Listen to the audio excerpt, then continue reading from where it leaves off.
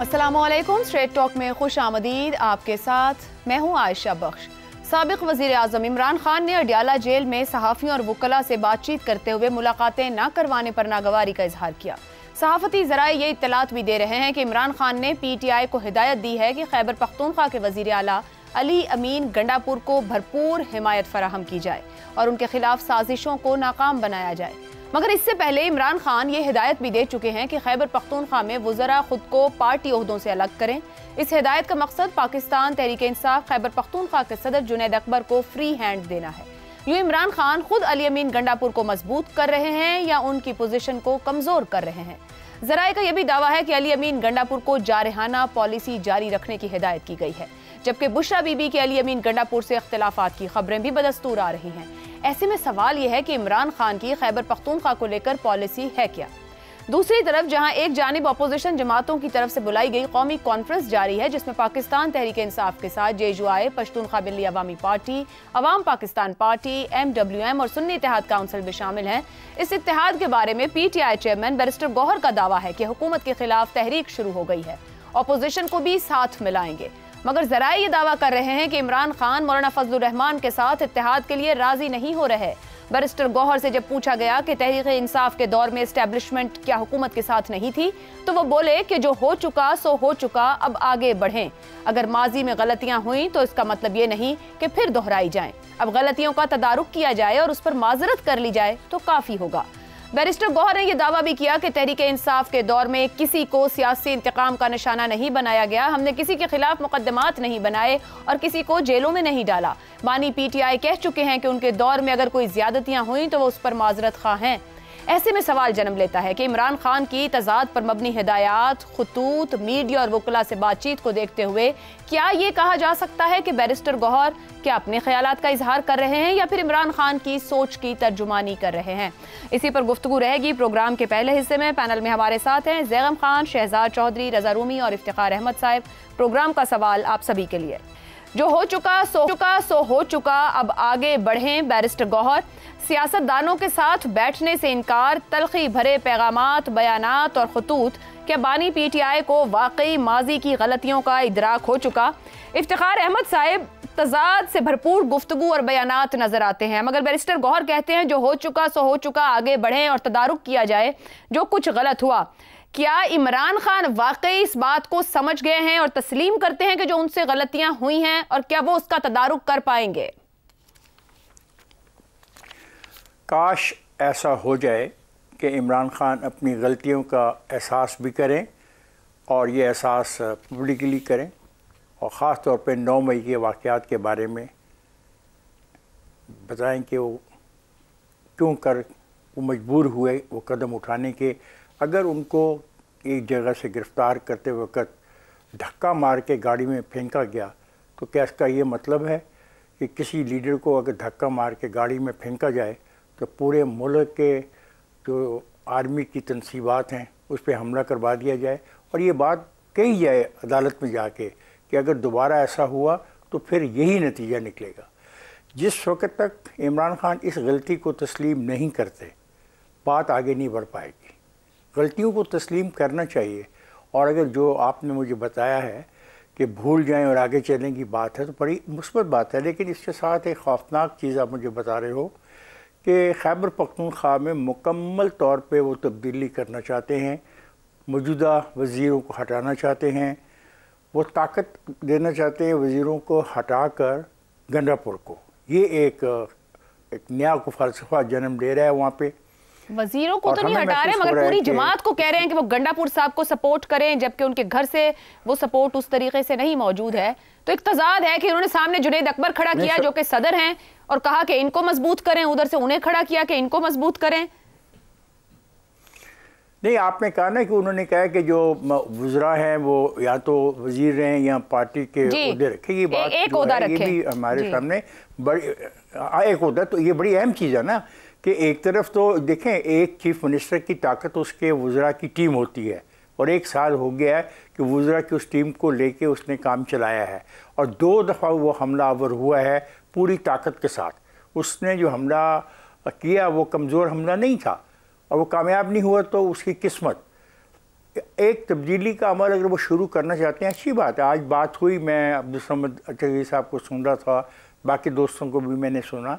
बिल्कुल पाकिस्तान के अंदर सियासी अमल को जारी रहना चाहिए, जमहूरी अमल को जारी रहना चाहिए, बैठ के स्ट्रक्चरल चेंजेस की बात करें।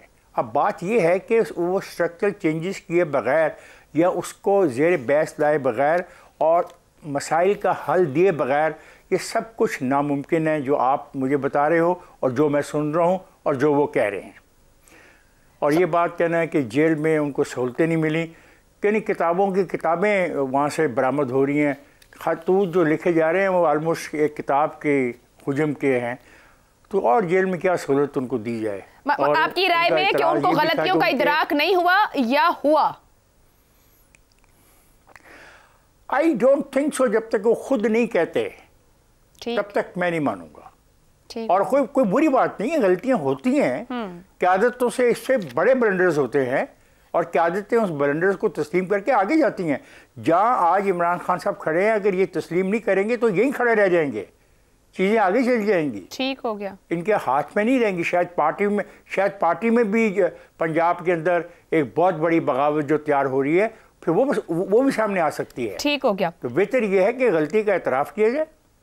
दुरुस्त है, बेहतर है कि एतराफ़ कर लिया जाए, लेकिन एतराफ़ करना और तदारुक करना शहजाद साहब दोनों अहम बातें हैं। लेकिन बैरिस्टर गौहर कहते हैं कि गलतियों का तदारुक किया जाए और माजरत की जाए। अब वो ये अपने लिए कह रहे हैं या दूसरे के लिए? क्योंकि गलती तो खुद अपनी तस्लीम करनी होती है, दूसरे ने अपनी गलती तस्लीम करनी होती है। तो आपको बैरिस्टर गौहर की गुफ्तगू से क्या लग रहा है कि वो अपना ही पॉइंट ऑफ व्यू रख रहे हैं या फिर इमरान खान का पॉइंट ऑफ व्यू सामने रख रहे हैं? मेरा ख्याल है अगर अपना भी पॉइंट ऑफ व्यू रख रहे हैं तो बहुत बेहतर रख रहे हैं। यानी जो हो चुका सो हो चुका, लेकिन ये देखना पड़ेगा कि क्या क्या हो चुका। यानी जो के ख्वाब थे कुछ आशुफ्ता सरों के, वो अब तक तो पूरे नहीं हुए पाकिस्तान की हद तक। तो इसलिए ये तो एक बहुत बड़ा कंसर्न है हम सब का, जो पिछले 77 साल से उस इंतजार में है कि पाकिस्तान एक आज़ाद मुल्क होने के नाते हमारे और लोगों के आवाम के जो ख्वाब हैं पूरे होने चाहिए। तो एक तो ये पूरा नहीं हुआ, इसको होना चाहिए। इसको अब आइंदा इस किस्म की जो इसको दूर करना पड़ेगा, इस कमी को। मुल्क टूट चुका, 4 मार्शल लॉ का बोझ इस मुल्क ने उठा लिया। 9 मई हो चुका, उसके बाद फिर 9 फरवरी हो चुका और फिर 26 नवंबर हो चुका। इतना कुछ हो चुका इस मुल्क के अंदर। तो वाकई में अगर हम अपनी इन तमाम तारीख के अंदर जाएंगे तो फिर तो सब पाकिस्तानी आज ये कहेंगे कि आइंदा कभी इस तरह के किसी ऐसी चीज को वापस आने का या वापस अमल पजीर होने का मौका नहीं मिलना चाहिए। हमें कोशिश करनी चाहिए कि पाकिस्तान में ये चीज़ें कभी दोबारा दोहराई ना जाए। तो अगर उस पॉइंट ऑफ व्यू से कह रहे हैं तो किसी सियासतदान को भी, बल्कि हर सियासतदान को ये कहना चाहिए। देखिए इस वक्त पाकिस्तान में आज के दिन के अंदर 3 किस्म की सियासी सोचें हैं जो एग्जिस्ट करती हैं। एक सोच है जो कहती है कि इससे बेहतर आज तक नहीं हुआ, यानी जो सियासी माहौल आज है इससे बेहतर आज तक नहीं हुआ। वो ये भी चाहते हैं कि शायद ऑपोजिशन जो है उसको और कमज़ोर करके, निहत्ता करके ख़त्म कर दिया जाए। तो ये तो एक ग्रोह की सोच हो गई। दूसरा ग्रोह है जो कहता है कि पांसा पलट दिया जाए, हुकूमत ख़त्म हो जाए, हुकूमत उनके हवाले कर दी जाए, बानी पीटीआई बाहर आ जाए और फिर उससे फिर आगे का सफ़र शुरू किया जाए। तो ये 2 सोचें हो गई। और तीसरी सोच है वो ये कह रही है कि मुल्क आज जिस नहज पे खड़ा है, जमहूरियत आज जिस नहज पे खड़ी है, क्या हमने ये मुल्क इसी जमहूरियत के लिए बनाया था? क्या यही सफ़र है जमहूरियत का? या हम 1 से 9 जब एक ग्रेड करते हैं कि ये जमहूरियत 9 अगर बहुत ज़बरदस्त किस्म की जमहूरियत हो तो उसको दें, और एक जो बिल्कुल ख़राब वाली, तो हम कहाँ पे खड़े हैं? 1 और 2 के बीच में हैं या 2 और 3 के बीच में हैं? तो क्या इस किस्म की जमहूरियत हमारे अवाम को वो दे पा रही है? ये जो निज़ाम जिसे कभी हम हाइब्रिड कहते हैं, कभी शेपरॉन कहते हैं, कभी शेडोज कहते हैं, क्या ये हमें काबिल कबूल है? ये सवाल उठाया जा रहा है और जवाब उठाया जाना चाहिए। अदलिया जिसके ऊपर शब खून मारा गया, हमारी पार्लियामेंट जिसको कि काम करना चाहिए लेकिन वो काम नहीं कर पा रही या काम कर नहीं सक रहे, ये एक बहुत बड़ी कमजोरी है हमारी जमहूरियत के अंदर। तो जमहूरियत को जब देखते हैं तो जमहूरियत का सफर, उसमें ना पीटीआई की मर्जी है कि इसको बानी को रिहा होना चाहिए, ना गवर्नमेंट की ये मर्जी या आज की हुकूमत की, सियासी हुकूमत की, कि मुखालिफत को मुकम्मल तौर पर ख़त्म कर दिया जाए। मेरा ख्याल है इनसे बढ़ के ये जो ग्रुप, शहजाद साहब कत्ता कलामी की माजरत, आपने 3 सियासी सोचें सामने रखी हैं। पहली और दूसरी सोच तकरीबन एक जैसी है, सिर्फ उनकी पोजीशन चेंज हो गई है कि एक राइट से लेफ्ट और एक लेफ्ट से राइट चली गई है, इस बेंच से उस बेंच पर और दूसरी वहां गई। जो नंबर 3 पर है वो इख्तिदार में नहीं है, वो जमहूरियत या आइन की बालादस्ती की बात करती है और वो वहीं खड़ी है। सवाल यह है कि जो नंबर 1 और नंबर 2 की सोच है, क्या वो नंबर 3 तक का सफर तय कर सकेगी, वहां पहुंच पाएगी? मेरा ख्याल है कि उनको करना पड़ेगा, इसके सिवा चारा नहीं है। अगर जो मुल्क का दर्द रखता है, जो जमहूरियत का दर्द रखता है, देखिए ना, हमने कहां कहां गलतियां की। पहले हमने कहा ना, जो हो चुका सो हो चुका। उस हो चुका के अंदर जो गलतियां हैं उनको दोबारा रिपीट करने की गुंजाइश नहीं है। यही बैरिस्टर गौहर ने कह दिया, एक इंसान ने कह दिया, लेकिन बड़ी अच्छी सोच की बात कर। मगर सर, बैरिस्टर गौहर के ऊपर तो हम बात कर चुके हैं, उनकी अपनी जमात में वो से नजर नहीं आती। और पाकिस्तान तहरीक इंसाफ के वकील को तो कल सुप्रीम कोर्ट में जस्टिस मुसरत हिलाली ने कहा कि आप यहाँ अंदर आइन और जमहूरियत की बालादस्ती की बात करते हैं, बाहर आपके जो मौक्किल हैं वो फौज के साथ डील की बात करते हैं। तो आयशा, इसकी वजह से उस पार्टी के या उस पार्टी के बानी को या उस पार्टी को खत्म करके फांसी तो नहीं लगाई जाती? बिल्कुल भी नहीं। लेकिन हम वही बात कर रहे हैं ना कि क्या गलतियां एक्सेप्ट कर ली गई कि हम गलत कर गए, कैसे ठीक करें? एक सियासी सोच है ना, तो उसके अपने एक चेयरमैन जो है उसने जिक्र किया ना इसका, मैंने तो जिक्र भी नहीं किया इस चीज का जी। तो मेरा ख्याल है कि कम से कम उस जिक्र की हद तक तो पजीराई करनी चाहिए, दुरुस्त उससे सफर आगे को शुरू करना चाहिए। तो अगर इस किस्म की सोच है और वो बैठे हैं उन लोगों के साथ, उन लोगों के साथ बैठे हैं जो कि आज ये फैसला कर रहे हैं कि जमहूरियत को किस तरीके से वापस अपनी सही सूरत, सही स्पिरिट में लाया जाए। ठीक हो गया, तो मेरा ख्याल है कि ये बहुत बड़ी बात अच्छी है जो बैरिस्टर वो लोग जो साथ बैठे हैं वो इतने काबिल हैं और इतना तजर्बा रखते हैं इस चीज का, और इतने जमहूरियत पसंद है कि वो इन सब लोगों को साथ लेने के, बल्कि वो ये सोचा जा रहा है जब वो आपस में किसी फैसले पे पहुंच जाएं या एग्रीमेंट पे पहुंच जाएं, तो फिर ये जो साथ वाला जो एक हिस्सा रह जाएगा जो उसको भी शामिल कर लिया जाए, किसी वक्त साथ शामिल करना पड़ेगा। ठीक हो गया। तो मेरा ख्याल है बहुत अच्छी सोच है, हमें उस पर फोकस करना चाहिए। ये जो है ना, जो जीरो सम वाली सियासत की गुंजाइश हमारे मुल्क में अब नहीं रह गई। ना पीटीआई या पीटीआई को खत्म करना है, ना हुकूमत को अपने तौर पर। वो तो उन्होंने भी खत्म करने की कोशिश कर ली, मुखालिफिन को ना कर सके। लेकिन आगे बढ़ते हैं। ज़ैगम साहब, जेल को रियासती ओहदेदार के जरिए कंट्रोल करवाने का इल्जाम है, ये इमरान खान कह रहे हैं, मगर उनके अपने दौर में जेल ही नहीं, मुल्क की पार्लियामान भी रियासती ओहदेदारों के जरिए कंट्रोल होती रही। खुद उनका अपना कितना किरदार है और क्या इस मामले पर भी कम से कम वो माजरत करेंगे? माजरत बनती है। जी पार्लियामान भी कंट्रोल होती रही और 18वें ग्रेड के एक अफसर ने पार्लियामेंट को कंट्रोल कर रखा था और जेल के भी यही हालात थे। सबसे पहले तो मैं आपसे गुजारिश करूंगा कि अपना रिकॉर्ड दुरुस्त कीजिए कि गौहर साहब ने क्या कहा है कि मुर्शिद का क्या कौल है। हाँ। मुर्शिद ने कहा है कि जो मेरे साथ ज्यादतियां हुई, जो मेरी पार्टी के साथ ज्यादतियां हुई, मैं उन्हें माफ करने को तैयार हूं ताकि मुल्क आगे बढ़े। और आपने ये तो बताया कि ना हमने पहले पावर अब्यूज किया, ना हम फिर पावर अब्यूज करेंगे, और ना हमने मुकदमात बनाए, ना किसी को जेलों में डाला। तो इसका क्या मतलब है? क्या मतलब है? वो तो कह रहे हैं मैं माफी देने को तैयार हूं, देनी थी। है कोई माफी मांगने वाला? आओ माफी मांगो, मैं माफी देने को तैयार हूं। ये उन्होंने कब कहा है कि मैं माफी मांगने को तैयार हूं? अपनी कौन सी बात उन्होंने मानी है? जब वो कहते हैं हमने तो पावर अब्यूज किया ही नहीं, ना करेंगे, ना मुकदमात बनाए, ना किसी को जेलों में डाला, पूरी अपोजिशन माशाल्लाह जेलों में थी।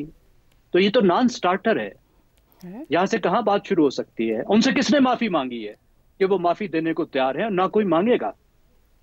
ये तो दो तरफा अमल हो सकता है, और इन हालात में उनको भी, बल्कि उन्हें पहल करनी होगी। उन्हें कहना होगा जो हमने किया वो गलत किया, हमने ज्यादतियां की। हम जिस तरह नैब को इस्तेमाल कर रहे थे, सबको जेलों में ठोस रहे थे, मुकदमात डाल रहे थे, सियासतदानों, सीनियर सियासतदानों की गाड़ियों से हेरोइन बरामद कर रहे थे, हम गलत कर रहे थे। हमने जो हाइब्रिड सिस्टम बनाया, हमने जो जमहूरियत की घर की दीवारें तोड़ी, जमहूरियत की खैमे में वो ऊंट लेकर आए जो गैर जमहूरी ऊंट है, हमें उस पर नदामत है। और अब आप जो कर रहे हैं वो भी ज्यादती कर रहे हैं। हमें भी एहसास है, आप भी एहसास करें, और अब मिलकर बैठें और आगे बढ़ने की तदबीर सोचें कि अब हम कैसे एक सस्टेनेबल डेमोक्रेटिक सिस्टम लाएं, ऐसा जमहूरी निजाम लाएं जो दोबारा जल्दी ना गिरे, जो आगे को बढ़े। मुल्क को अब कैसे तरक्की के रास्ते पे चल के जाएं, ये बात तो उन्होंने नहीं कही। डायलॉग तो वहां से शुरू होगा जहां पे खुद मुर्शिद मोहतरम ये बात करेंगे कि हमसे गलतियां हुई। तो मैं कह रही हूं कि मुर्शिद को इदराक हो गया है कि गलतियां हुई हैं, तो कैसे दुरुस्ती हो सकती है? मैं आपको बता रहा हूं कहां इदराक हुआ है। नहीं हुआ। अपनी गलती तो वो मान ही रहे, वो तो कह रहे हैं मुझसे आके माफी मांगो, मैं माफी देने को तैयार हूं। तुमने गलतियां की हैं, खुद तो वो कह रहे हैं हमने किया ही कुछ नहीं है, दुरुस्त, ना किसी को, ना मुकदमे बनाए, ना जेलों में डाला। अब वो पता नहीं जेलों में कौन था, नाम बदल के सारे जो पॉलिटिकल लीडर हैं वो घुस गए थे। ज़ैगम साहब, कतर कलामी की माजरत, एक छोटा सा जवाब दे दीजिएगा। हम अपने प्रोग्राम में चला रहे हैं लाइव ही ask Ayesha, hashtag ask Ayesha. कोई सवाल हो जो शहजाद साहब ने बात की, उस पर फरमान खान साहब ने हमें सवाल भेजा है कि मुल्की मसाइल के हल के लिए क्या तमाम सियासी जमातें साथ नहीं बैठ सकती हैं? क्या मुमकिन है कि साथ बैठ जाएं? क्यों नहीं बैठ सकते?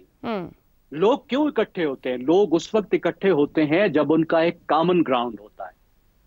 क्या पाकिस्तानी सियासी जमातों का कॉमन ग्राउंड, मुश्तरका मफाद, मुश्तरका मकसद जमहूरियत की तरक्की और इस मुल्क की तरक्की नहीं है? क्या उनका मकसद नहीं है कि वो रूल्स ऑफ द गेम बनाएं, वो जवाबित बनाएं? पहले तो जो ज़ाब्ते बने हुए हैं उन पर चलें, आइन के ज़ाब्ते, और फिर नए ज़ाब्ते बनाएं कि जिस तरह की कम्युनिकेशन करते हैं, जुबान इस्तेमाल करते हैं, गैर जमहूरी ताकतों से मिलकर एक दूसरे को नीचे खींचते हैं, ये काम नहीं करेंगे। They have everything to gain इकट्ठे होने से। और पाकिस्तान का जब भी भला हुआ है वो तभी हुआ है जब ये सियासी जमातें इकट्ठे हुई थी। 1970 की दहाई में बहुत जहरीला एटमॉस्फेयर था, सही आपको, लेकिन सब सियासी जमातों ने इकट्ठे होकर पाकिस्तान को आइन दिया था, ज़ाब्ते बनाए। यही सियासी जमातें इकट्ठी हुई थी तो 18वीं। तो आपकी गुफ्तगू मुझे कह रही है स्ट्रक्चरल रिफॉर्म से पहले हमारी सियासी जमातों को कोई ज़ाब्ते बनाने होंगे। रजा रूमी साहब, जो बैरिस्टर गौहर का दावा है कि पीटीआई दौर में किसी के खिलाफ कोई मुकदमा नहीं बनाया, किसी को जेल में नहीं डाला, इमरान खान बहैसियत वज़ीर आज़म सियासी मुखालिफिन को जेलों में कैद करने की तो ख्वाहिश का खुद भी इजहार करते रहे, ये बैरिस्टर गौहर की याददाश्त का मसला है? पीटीआई में देर से आए हैं फिर, या फिर अवाम की और हमारी याददाश्त को टेस्ट कर रहे हैं? जी आयशा, देखिए, पाकिस्तान तहरीक इंसाफ का एक मखसूस तर्ज सियासत है जिसमें कि अफसाना साजी जो है वो बहुत ज़्यादा इस्तेमाल होती है।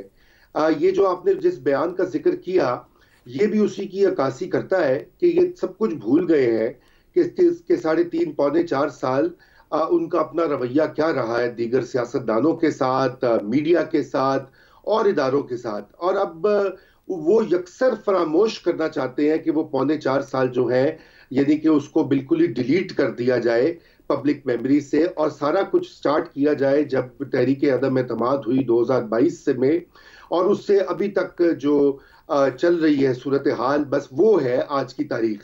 जैसे आपको पता है कि पाकिस्तान की तारीख भी 1992 के वर्ल्ड कप के जीतने से स्टार्ट हुई। अगर इसी किताब के सफ़े आप टिटोले तो आपको यही दिखाई देगा, और यही वजह है कि ये एक पैरेलल रियलिटी में ये सियासत होती है। लेकिन ठीक है, ये भी उनका हक है। जमहूरियत में सियासतदान और सियासी पार्टियां अपना अपना बयानिया बनाती हैं, मगर यहाँ पर यही वजह है कि उनको ये याद दहानी करवाने की ज़रूरत है कि जैसे अभी ज़ैगम खान साहब ने कहा, मैं यही नुक्ता उठाना चाहता था कि माजी की तलखियाँ और माजी की जो मुश्किलात है वो जब ही आप उनसे पीछे हटेंगे जब आप बाकी सियासतदानों के साथ, सियासी कुव्वतों के साथ मिलकर एक मुश्तरका लाहे अमल बनाएंगे और आप कहेंगे कि वो जो हाइब्रिड निज़ाम की वो चीज़ें जिसका वो आज खुद शिकार हैं, उनको कैसे इस मुल्क से जो है निकाला जाए, कैसे उसका कुछ तदारुक किया जाए। 18वीं तरमीम का एक बहुत बड़ा एग्जाम्पल है हमारे सामने, कोई बहुत ही दूर की बात नहीं है, अभी 10-15 साल पुरानी बात है, और ये क्यों नहीं दोबारा से एक चार्टर ऑफ डेमोक्रेसी हो सकता। बैरिस्टर गौहर का काश के वो ये कहते कि वो बाकी सियासी कुव्वतों के साथ मिलकर एक नया मिसाके जमहूरियत जो है उसको तरतीब दे रहे हैं, तो मैं समझता आज हम सब उसकी तायीद करते, बल्कि क्या पूरा मुल्क तायीद करता। मगर यहाँ पर मसला ये है कि सियासतदान बाकी जो है वो तो सारे चोर डाकू हैं, बात करनी है सिर्फ आर्मी चीफ से या DGISI से, तो इस तरह सियासत नहीं होती। और यही वजह है कि एक बंद गली में इस वक्त एक सियासत वो दाखिल हुई है, एक स्टेलमेट की सूरत हाल है। अब इस स्टेलमेट में दो फरीक हैं, एक के पास अवामी पजीराई ताकत है, बयानिए की ताकत है, दूसरे के हाथ में डंडा है और सारी पावर है स्टेट की। तो अब इस स्टेलमेट में कोई पीछे नहीं हट रहा। इसके हटने का या इसको ठीक करने का तरीकाकार एक ही है, और वो ये है कि अपनी गलतियों से, जैसे आपने कहा, सबक सीखा जाए और एक मुस्तकबिल का लाया अमल बनाकर बाकी सियासी पार्टियों को ये इस बात पर कायल किया जाए, ठीक है, हम भी अपनी गलतियां मान रहे हैं, आप भी माने, और एक ट्रूथ एंड रिकंसिलिएशन टाइप एक माहौल बनाकर इस मुल्क को आगे लेकर चलें। दुरुस्त हो गया जी। तो बात यहाँ कंक्लूड करेंगे कि अपनी को तस्लीम करते हुए, इदराक करते हुए सियासी ग्राउंड पर सियासतदानों के साथ ज़ाब्ते बनाएं ताकि पाकिस्तान और अवाम के लिए कुछ कर सकें। ब्रेक ले रहे हैं, ब्रेक से वापस आएंगे तो बात करेंगे हम 60 सफ़हात के इश्तिहारात पर। आप भी प्रोग्राम का हिस्सा बन सकते हैं। प्रोग्राम में चलेगा #AskAisha।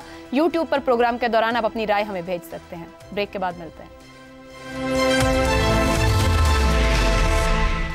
प्रोग्राम में एक बार फिर खुशामदीद। दुनिया भर की हुकूमतें अपनी कारकर्दगी को आवाम के सामने रखने के लिए बहुत से तशहीरी हरबे इस्तेमाल करती हैं, खास तौर पर ऐसे जमहूरी ममालिक जहां इलेक्शंस जीतने के लिए मंशूर नजरिए और प्रोग्राम से ज्यादा शख्सियात, करिश्मे, दिलकश नारे और दिलफरेब वादों पर इन्हिसार किया जाता है। ऐसे ममालिक में तशहीर के लिए इलेक्ट्रॉनिक और प्रिंट मीडिया पर इश्तिहारात का भरपूर सहारा लिया जाता है।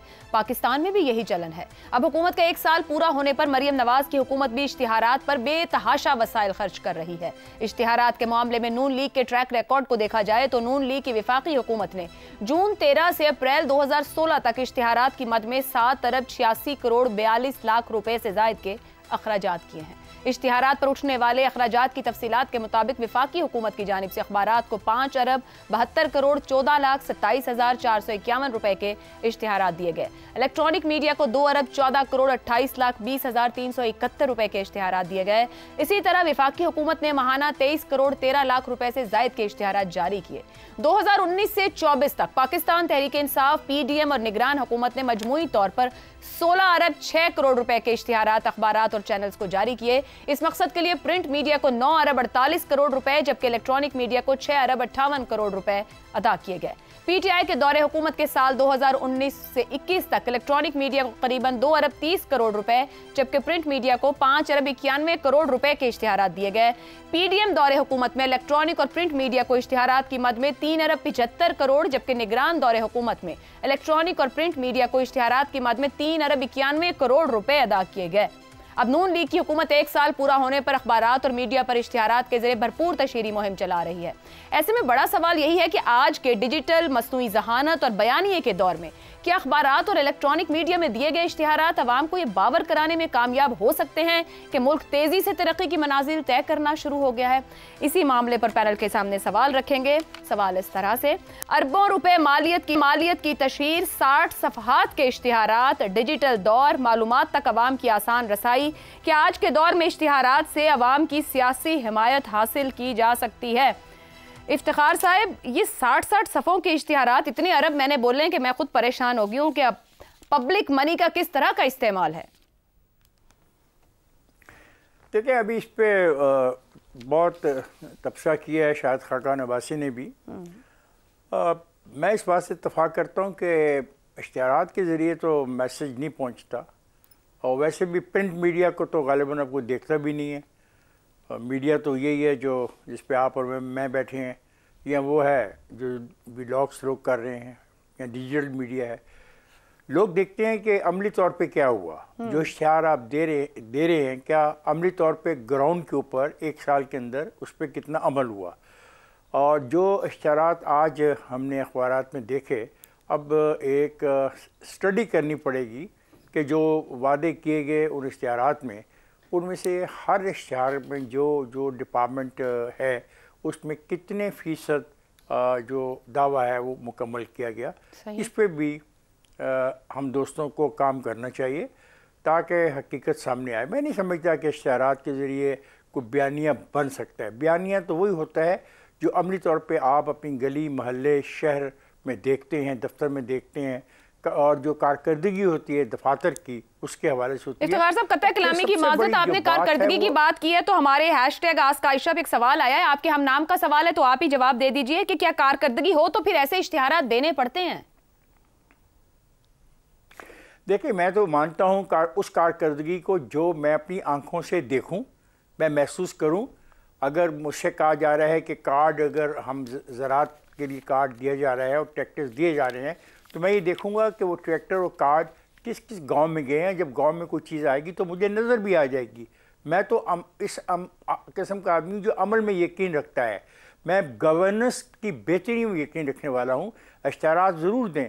अब जो इश्तिहारात में वादे किए हैं उस पर अमल दरामद करने के लिए देखना है। अगर उस पर अमल दरामद होता है 10%, 20%, तो ठीक है, गवर्नेंस चल रही है, क्योंकि ये सारे के सारे जो वादे किए गए हैं एक साल में तो ये पूरे हो भी नहीं सकते। इसमें कुछ शॉर्ट टर्म होंगे, कोई मिड टर्म है, कोई लॉन्ग टर्म के होंगे।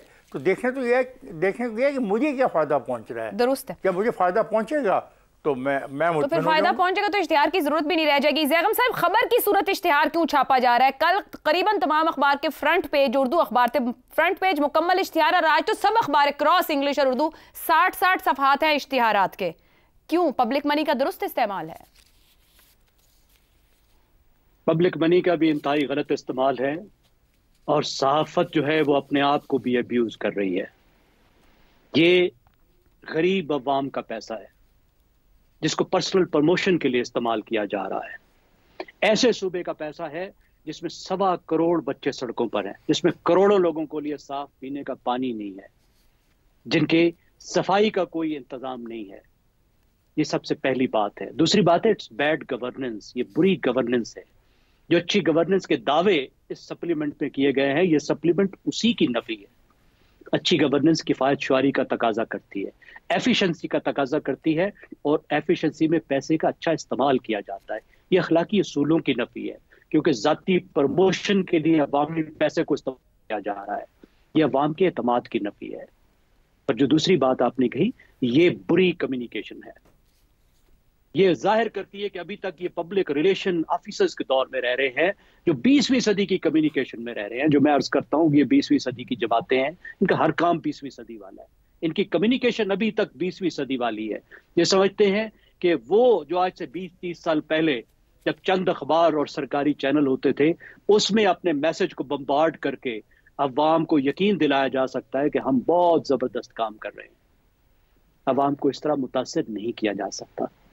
आपकी कम्युनिकेशन भी बेहतर होनी चाहिए और आपकी गवर्नेंस भी बेहतर होनी चाहिए। और सहाफ़ियों को भी ख्याल करना चाहिए कि इतने बड़े बड़े मोतबर अखबारात जब अपने पहले सफ़ों को, अपने खबरों को इश्तिहारात में बदल देते हैं, इश्तिहारात में खबरों को बदल देते हैं, उसके बाद सहाफ़त की क्या इज्जत रह जाती है। दुरुस्त। ठीक हो गया जी, एक ब्रेक लेते हैं। ब्रेक से वापस आज चौधरी और रज़ा रूमी की राय आपके सामने रखेंगे।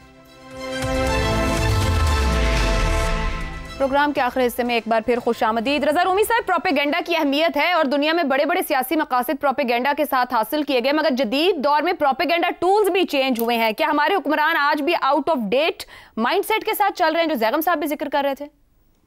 जी बिल्कुल। मैं समझता हूं कि ये 1980 और 1990 की दिहाई वाले काम है, और दुनिया कहां से कहां पहुंच गई है। खुद पाकिस्तान में इतनी कुछ तब्दीली हो चुकी है, और लगता यही है कि पाकिस्तान मुस्लिम लीग नून को अभी तक इस चीज की समझ नहीं आ रही या नहीं आ चुकी, और यही वजह है कि इस पूरी जो सो कॉल्ड बयानिया की जंग है उसमें वो शिकस्त खा चुकी है।